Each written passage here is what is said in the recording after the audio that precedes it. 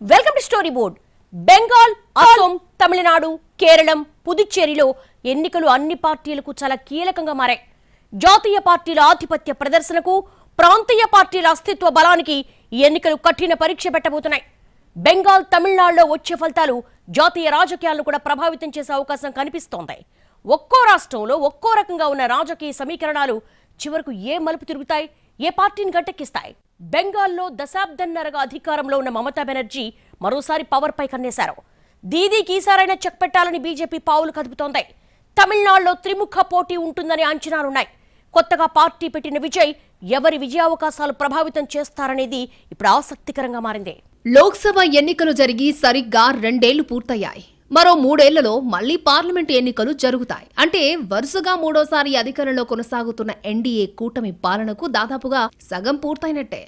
ఈ సమయంలో జరుగుతున్న రాష్ట్రాల ఎన్నికల్లో వచ్చే ఫలితాలు వచ్చే సార్వత్రిక ఎన్నికలకు మూడ్ను నిర్దేశించేవనే ప్రచారం జరుగుతోంది. ఇప్పటిదాకా రాష్ట్రాల ఎన్నికల్లో ఎన్డీఏ కూటమి మెజారిటీ విజయాలు సాధించినా ఈసారి ఎన్నికలు జరిగే రాష్ట్రాల్లో విపక్ష పాలిత రాష్ట్రాలు కావడం, అందులోనూ బీజేపీకి పట్టున్న రాష్ట్రాలు తక్కువగా ఉండడంతో ఈ ఎన్నికల ఫలితాలు అందరిలో ఆసక్తిని రేపడం ఖాయంగా కనిపిస్తోంది. రాష్ట్రాల వారీగా ఎన్నికల పోరు చూస్తే అసోంలో మాత్రమే కాంగ్రెస్, బీజేపీ ముఖాముఖి పోటీ పడుతున్నాయి. బెంగాల్లో బీజేపీ, టీఎంసీ, కేరళలో కాంగ్రెస్, లెఫ్ట్ కూటములు, తమిళనాడులో త్రిముఖ పోటీ ఉంది. ఈ ఎన్నికలు కేవలం స్థానిక ప్రభుత్వాల మార్పుకే పరిమితం కాకుండా కేంద్ర రాజకీయాల్లోనూ మార్పులు తీసుకురానున్నాయి. ముఖ్యంగా ప్రాంతీయ పార్టీల ఆధిపత్యమున్న రాష్ట్రాల్లో జాతీయ పార్టీలు ఏ మేరకు పాగా వేస్తాయన్నది ఇప్పుడు ఆసక్తికరంగా మారింది. పశ్చిమ బెంగాల్ పోరు మళ్లీ దీదీ వర్సెస్ మోడీగా మారింది. మమతా బెనర్జీ నేతృత్వంలోని తృణమూల్ కాంగ్రెస్ తన 15 ఏళ్ల సంక్షేమ పథకాలు, బెంగాలీ అస్తిత్వాన్ని నమ్ముకోగా బీజేపీ అవినీతి, ప్రజల అసంతృప్తిని ప్రధాన అస్త్రాలుగా చేసుకుని బరిలోకి దిగుతోంది. గత ఎన్నికల కంటే ఈసారి బీజేపీ మరింత వ్యూహాత్మకంగా అడుగులు వేస్తూ ఉండడంతో బెంగాల్ గడ్డపై హోరాహోరీ పోరు తప్పేలలేదు. ఇక్కడ చిన్నపాటి ఓట్ల చీలిక కూడా ఫలితాలను తలకిందులు చేసే అవకాశం ఉంది. గత ఎన్నికల్లో నందిగ్రామ్లో దీదీకి ఓటమి రుచి చూపించిన సువేందు అధికారి ఈసారి భవానీపూర్లో మమతను ఢీకొడుతున్నారు.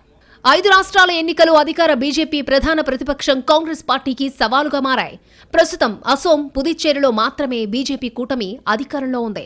ప్రధానమైన కీలక రాష్ట్రాలు కేరళ, తమిళనాడు, పశ్చిమ బెంగాల్లను బీజేపీయేతర పార్టీలు పాలిస్తున్నాయి.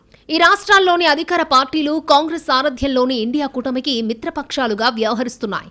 ఇక్కడ మొత్తం పార్లమెంటు నియోజకవర్గాలను పరిగణలోకి తీసుకుంటే 116 మంది ఎంపీలున్నారు. కానీ 2024 లోక్సభ ఎన్నికల్లో వీటిలో బీజేపీ 24 మంది ఎంపీలను మాత్రమే గెలుచుకుంది. అధిక సంఖ్యలో 92 మంది ఎంపీలను ఇండియా అలయన్స్ గెలుచుకుంది. దీంతో 2029 సార్వత్రిక ఎన్నికలకు ముందు బీజేపీకి ఈ ఎన్నికలు అతిపెద్ద పరీక్ష కాబోతున్నాయి. కేరళ, తమిళనాడు, పశ్చిమ బెంగాల్లో ఎదగడానికి, అధికారంలోకి రావడానికి బీజేపీ నిరంతరంగా ప్రయత్నాలు చేస్తోంది. ఇండియా కూటమిలోని మిత్రపక్షాలు ఆధిపత్యం చలాయించే ఇతర రాష్ట్రాల్లో ప్రభుత్వ వ్యతిరేక పోరాటం చేస్తోంది. 2024 పార్లమెంటు ఎన్నికల్లో బీజేపీ సొంతంగా అధికారం చేపట్టలేని పేలవమైన ఫలితాలు వచ్చినప్పటికీ హర్యానా, మహారాష్ట్ర, ఒడిశా అసెంబ్లీ ఎన్నికల్లో గొప్ప విజయాలు సాధించడమే కాకుండా తొలిసారి ముంబై నగరాన్ని కూడా కైవసం చేసుకుంది. ఈ ఊపులోనే ఇప్పుడు సత్తా చాటి దేశవ్యాప్తంగా తమకు పట్టుందని నిరూపించుకోవాలని బీజేపీ ప్రయత్నిస్తోంది. అదే టైంలో తమకు బలమున్న రాష్ట్రాల్లో విజయం సాధించి ఎన్డీఏను నిలువరించాలని ఇండియా కూటమి పట్టుదలతో ఉంది. అసోం, కేరళ, పుదుచ్చేరిలో ఏప్రిల్ 9న ఎన్నికలు జరగనున్నాయి. తమిళనాడులో ఏప్రిల్ 23న ఎన్నికలు జరుగుతాయి. పశ్చిమ బెంగాల్లో మాత్రం ఏప్రిల్ 23, 29న 2 దశల్లో ఎన్నికలు జరుగుతాయి. అన్ని చోట్ల ఫలితాలు మాత్రం మే 4న వెలువడనున్నాయి. కాంగ్రెస్ కేరళలో గెలిచి అసోంలో తన సంఖ్యను మెరుగుపరుచుకుంటే సరిపోతుంది. కానీ మమతా బెనర్జీ పశ్చిమ బెంగాల్లో, స్టాలిన్ తమిళనాడులో తప్పక గెలిచి అధికారాన్ని నిలబెట్టుకోవాలి. ఓటమి పాలైతే అది వారికి పెద్ద ఎదురు దెబ్బ అవుతుంది. అంతేకాకుండా దీదీ, స్టాలిన్ ఓటమి ఇండియా కూటమికి కూడా పెద్ద ఓటమిగా నిలుస్తుంది. ఈ 2 రాష్ట్రాల్లో కాంగ్రెస్ నామమాత్రమే కావడంతో ఉత్తరాది మాదిరిగా ఇక్కడ మిత్రులకు కాంగ్రెస్ పై ఓటమి నెపం నెట్టేసే అవకాశం లేదు. బెంగాల్లో మమతా బెనర్జీ 2011 నుంచి వరుసగా 3 అసెంబ్లీ ఎన్నికల్లో గెలుపొందారు. మరొకసారి ఆమె అధికారాన్ని నిలబెట్టుకుంటే ఇది వరుసగా ఆమెకు 4వ విజయమవుతుంది. ప్రస్తుతం రాజకీయ పరిస్థితిని పరిశీలిస్తే మమతా బెనర్జీ విజయం ఖాయమనేది టీఎంసీ అంచనా. పార్లమెంటు ఎన్నికల్లో టీఎంసీ భారీ విజయం సాధించిన తరుణంలో బెంగాల్లో 30% కంటే ఎక్కువ ముస్లిం జనాభా ఉండడం కూడా మమతకు ఆధిపత్యం తెచ్చిపెడుతుందని ఆమె లెక్కలేసుకుంటున్నారు. ముస్లిం పాపులేషన్ దాదాపు 100 అసెంబ్లీ నియోజకవర్గాలలో ఆధిపత్యంలో ఉంది. 2021లో 100 నియోజకవర్గాల్లో ముస్లిం ఓటర్లు 30 కంటే ఎక్కువ మంది ఉన్నారు. మమతా బెనర్జీ సారథ్యంలోని టీఎంసీ వాటన్నింటినీ గెలుచుకుంది. మరొకసారి ఆ ఫీట్ రిపీట్ చేయడం కష్టం కాదు అనేది దీదీ ఆలోచన. కానీ బెంగాల్లో బీజేపీని తక్కువ అంచనా వేయడానికి లేదు. గత ఎన్నికల్లో అనూహ్యంగా 77 సీట్లు గెలిచిన బీజేపీ ఏకంగా దీదీని ఓడించి సంచలనం సృష్టించింది. అదే ఊపులో ఈసారి అధికారాన్ని ఒడిసిపట్టాలని గట్టి ప్రయత్నాలే చేస్తోంది. ఇప్పటికే బెంగాల్లో జరిగిన సర్పై రాజకీయ దుమారం రేగింది. ఎన్నికల స్కెడ్యూల్ వచ్చిన గంటల వ్యవధిలో బెంగాల్లో కీలక అధికారుల మార్పు, కేంద్ర బలగాల మోహరింపు పైన భిన్నాభిప్రాయాలున్నాయి. ఈసారి బీజేపీ తమ సంఖ్యాబలాన్ని మెరుగుపరుచుకుంటుందని పరిశీలకులు భావిస్తున్నారు. తమిళనాడులో ప్రధాన పోటీ డీఎంకే, అన్నాడీఎంకే మధ్య ఉన్నా ఇప్పుడు కొత్తగా రంగంలోకి వచ్చిన విజయ్ సాధించే ఓట్ల శాతంపై సర్వత్రా ఆసక్తి వ్యక్తమవుతోంది. అదే సమయంలో ఆయన ఏ పార్టీ ఓట్లు చీల్చుతారనేది కూడా చూడాల్సి ఉంది. ప్రస్తుతం డీఎంకే 20 పార్టీలతో పొత్తు పెట్టుకుంది. తమిళనాడులో అధికార డీఎంకేకు ఎదురు నిలిచే ప్రతిపక్షం విభజనకు గురైంది. ప్రముఖ నటుడు విజయ్ రాజకీయాల్లోకి ప్రవేశించడం తమిళనాడు ఎన్నికలకు అనిశ్చితిని జోడించింది. నటుడు విజయ్ డీఎంకే నుంచి ఓట్లను కొల్లగొట్టొచ్చని బీజేపీ కూటమి విశ్వసిస్తోంది. కానీ తమిళనాడు ఓటర్లు నటుడు విజయ్ పట్ల ఎలా స్పందిస్తారో అనేది ఇంకా అస్పష్టంగానే ఉంది. తమిళనాడులో అతిపెద్ద పరిణామం ఏంటంటే డీఎంకే, అన్నాడీఎంకే రెండింటి మిత్రపక్షాలతో సహా అన్ని రాజకీయ పార్టీలు ప్రభుత్వంలో భాగస్వామ్యాన్ని కోరుతున్నాయి. ప్రస్తుతానికి డీఎంకే కూటమి ముందంజలో ఉన్నట్లుగా కనిపిస్తోంది. పార్లమెంటు ఎన్నికల్లోనూ తమిళనాడులోని 39 పార్లమెంటు స్థానాలను డీఎంకే కూటమే గెలుచుకుంది. మరోవైపు పార్టీ పునాదులు, పటిష్ట ఓటు బ్యాంకు సాయంతో పవర్లోకి రావాలని అన్నాడీఎంకే ప్రయత్నిస్తోంది. ఇందుకు బీజేపీ కూడా సహకారం అందిస్తోంది. కానీ విజయ్ ఓట్లే కీలకమవుతాయనే అంచనాలు ఏ పార్టీకి పూర్తి ధీమాను ఇవ్వలేకపోతున్నాయి. అసోంలో 10 ఏళ్లుగా అధికారంలో ఉన్న బీజేపీ ముచ్చటగా 3వ అధికారంపై కన్నేసింది. ఇక్కడ కాంగ్రెస్ కూడా గట్టి ప్రయత్నాలు చేస్తోంది.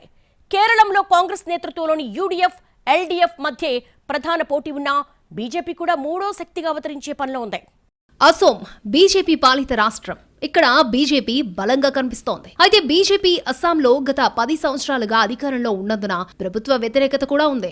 ముఖ్యమంత్రి హిమంత బిశ్వశర్మ రాజకీయంగా బలపడ్డారు. కానీ అసోంలో 32% మైనారిటీ జనాభా ఉంది. మైనారిటీ ఓటర్లు సాధారణంగా బీజేపీ వ్యతిరేకులు. దీంతో బీజేపీకి గెలుపు అంత తేలిక కాదు అనే ఉద్దేశంతో గౌరవ్ గొగోయ్ నేతృత్వంలో కాంగ్రెస్ గట్టి పోటీ ఇచ్చే ప్రయత్నం చేస్తోంది.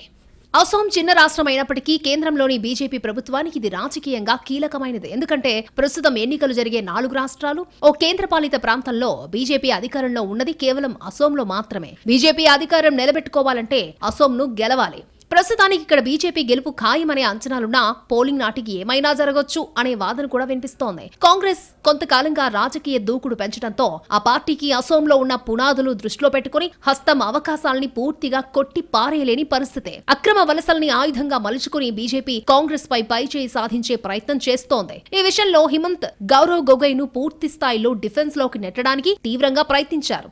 అయితే గౌరవ్ ధీటుగా కౌంటర్లు ఇవ్వడంతో ఓటర్లు ఏం చేస్తారనేది తేలాల్సి ఉంది. మొత్తం మీద అసోంలో 2 జాతీయ పార్టీలు ప్రధాన శక్తులుగా ఉండడంతో పోటీ గట్టిగానే ఉంటుందనేది పరిశీలకుల అంచనా.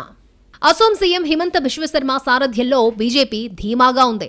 మహజోత్ కూటమి విచ్ఛిన్నం కావడం బీజేపీకి కలిసొచ్చే అంశం. కాంగ్రెస్ నేత గౌరవ్ గొగోయ్ తన వ్యక్తిగత చరిష్మాతో బీజేపీకి గట్టి పోటీ ఇస్తున్నారు. అయితే అభివృద్ధి మంత్రం, హిందుత్వ కార్డుతో బీజేపీ పైచేయి సాధించే అవకాశాలున్నాయని ప్రాథమిక అంచనాలు చెబుతున్నాయి. కేరళంలో బీజేపీ పెద్దగా పురోగతి సాధించి అధికారంలోకి వచ్చే అవకాశం లేదు. ప్రస్తుతం కేరళంలో బీజేపీకి 15% ఓట్లున్నాయి. అదేవిధంగా మరొక 15% సానుభూతి ఓట్లు కూడా ఉన్నాయి. కేరళంలో ప్రధాన ప్రత్యర్థులు యూడీఎఫ్, ఎల్డీఎఫ్ మాత్రమే. క్రైస్తవులు, ముస్లింలు ప్రధానంగా కాంగ్రెస్ కూటమికి మద్దతునిస్తున్నారు. అయితే 60% ఉన్న హిందువులు లెఫ్ట్ బీజేపీ వైపు మొగ్గు చూపుతున్నారు. ఒకవేళ కాంగ్రెస్ ని ఓడించడానికి బీజేపీ శ్రేణులు హిందూ ఓటర్లు వ్యూహాత్మకంగా ఓటింగ్ చేయాలని భావిస్తే అది సిపిఎంకు కలిసొచ్చే అవకాశం అవుతుంది. మరోవైపు సిపిఎం కూటమి బలోపేతమైతేనే అధికారం నిలబెట్టుకుంటుంది.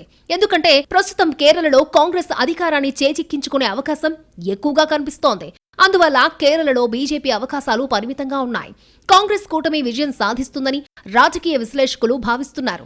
అయితే కేరళలో కాంగ్రెస్ పార్టీకి కుమ్ములాటలే ప్రధాన సమస్య కావచ్చు. ఇక్కడ బీజేపీ నిలకడగా బలం పెంచుకుంటూ వస్తోంది. మొదటిసారిగా తిరువనంతపురం కార్పొరేషన్ ని కూడా దక్కించుకుని జోష్లో కనిపిస్తోంది.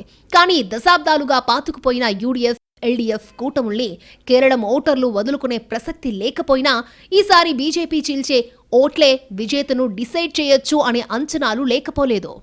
సాధారణంగా కేరళంలో 5 ఏళ్లకొకసారి ప్రభుత్వం మారుతూ ఉంటుంది. కానీ గత ఎన్నికల్లో పినరయి విజయన్ ఆ సంప్రదాయాన్ని చెరిపేశారు. ఇప్పుడు ఎల్డీఎఫ్ వరుసగా 3వ అధికారంలోకి వచ్చి హ్యాట్రిక్ సాధించాలని చూస్తోంది. మరోవైపు కాంగ్రెస్ నేతృత్వంలోని యూడీఎఫ్ ఈసారి ఎలాగైనా అధికారం దక్కించుకోవాలని పట్టుదలతో ఉంది. బీజేపీ ఇక్కడ బలమైన 3వ శక్తిగా ఎదగడానికి ప్రయత్నిస్తోంది. త్రుమక పోటీ జరిగే కొన్ని నియోజకవర్గాల్లో బీజేపీ ఓట్లు ఎవరిని ముంచుతాయో అన్నది కీలకం.